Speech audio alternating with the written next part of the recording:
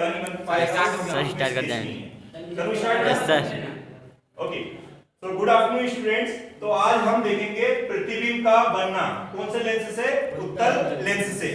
अब उत्तल लेंस का आकार आपने ऑलरेडी पढ़ा के रखा हुआ है, तो हम डिफरेंट पोजीशन पर, डिफरेंट स्थिति पर वस्तु को रखेंगे उत्तल लेंस के सामने। तो पहले हमने कहां रखा है वस्तु को? अनंत पर। फिर वस्तु को हम कहां लाएंगे? अनंत तथा वक्रता केंद्र पर। फिर वस्तु को किस पर लाएंगे?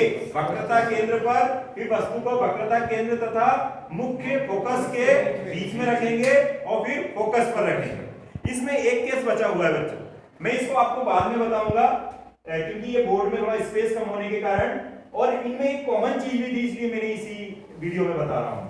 इसमें कॉमन चीज इसी रहेगी, सारे के सारे क्या रहेंगे? वास्तविक और उल्टा इमेज बनेगी। मतलब इसमें प्रकृति, प्रतिबिंब की प्रकृति क्या होगी? पांचों केसेस में वास्तविक तथा उल्टा बनेगा, इसलिए मैंने ये बोर्ड में सारे 5 केस लिख लिए हैं।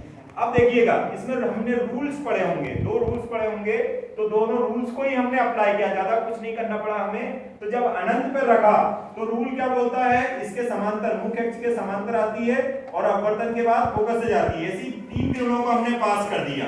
कितनी किरणों को किया? 3 को।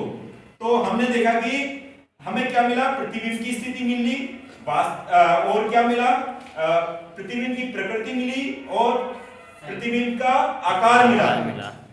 तो हमने प्रतिबिंब की जो पोजीशन है, स्थिति है, वो हमने देखा तो कहां पर बन रही है? जहां 2 अपवर्तित किरणें क्रॉस हो रही हैं वहां पर प्रतिबिंब बनता है। तो देखिए प्रतिबिंब बना हमारा फोकस पर, जब अनंत पर था वस्तु, या अनंत पर वस्तु थी तब कहां पर मिला? फोकस पर।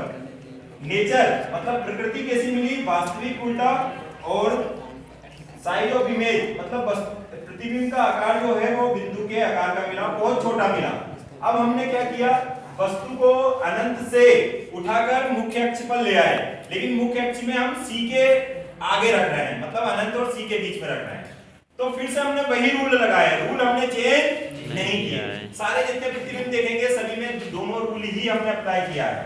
तो अब यहाँ पर देखेंगे प्रतिबिंब की स्थिति। देखिए, जब हमने C के आगे मतलब अनंत और C के बीच में रखा वस्तु को, तो प्रतिबिंब किधर बना? A और C में, लेकिन राइट साइड वाले A और C के बीच में। फिर हमने क्या लिया? वस्तु को C पर रखा, फिर वही रूल यूज किए।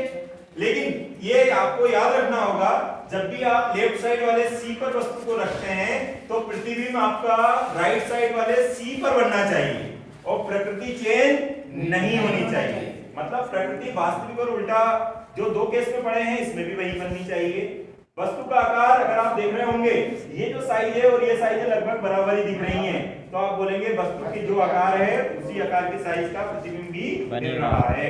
अब प्रतिबिंब की साइज देखा आपने, यहीं से यहाँ पर बहुत छोटी थी, यहाँ पर थोड़ी बढ़ रही थी, यहाँ बराबर हो गई थी, तो अब क्या होना चाहिए? बढ़ेगी, बड़ी होगी। अब ये और क्या होना चाहिए? और बड़ी होगी। रूल हमने सब में सेम किए हैं।